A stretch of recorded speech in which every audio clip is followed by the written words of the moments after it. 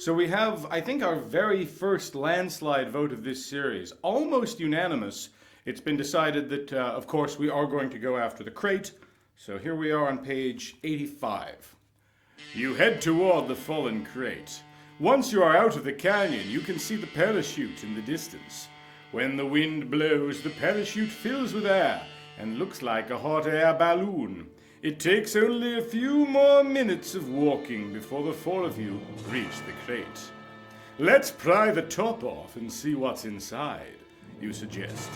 The wooden top is hard to get off, but finally it yields. Inside is a thick layer of plastic foam. Underneath are hundreds of Anasazi pots. Wrapped in plastic. There must be millions of dollars worth of pottery here, Edward says, awed.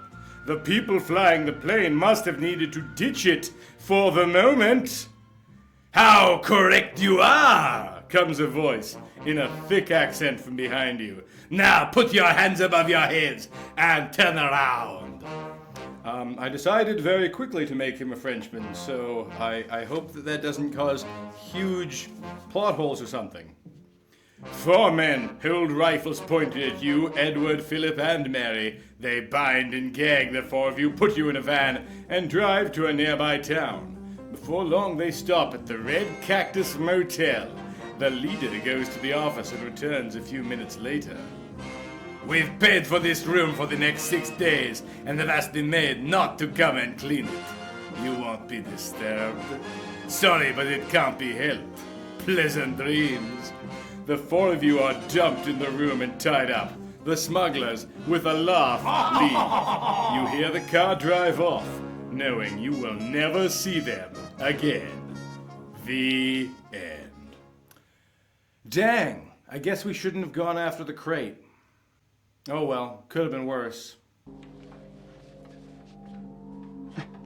Something in there, huh? All right, let's go to page 43 and find out what happens if we ignore the crate and continue to the site. We got our first bad ending of the series. The parachute and the crate can wait until later. Instead, Mary leads the three of you through deep underbrush for about 100 yards. The going is rough, but finally you come upon a clearing. Against the walls of the cliff stands a group of beautiful Anasazi houses. They are only 5 or 6 feet high. The Anasazi were much smaller than the average person is today.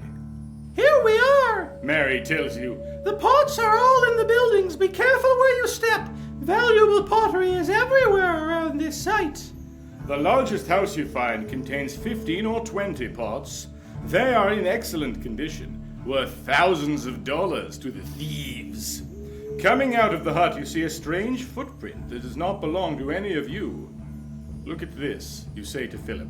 There's a trail of prints here. Let's follow them. The footprints lead you to the mouth of a small cave. Shall we go in? Mary asks. Why not? You reply, trying to sound confident. I'm game. How about you, Philip? Edward asks.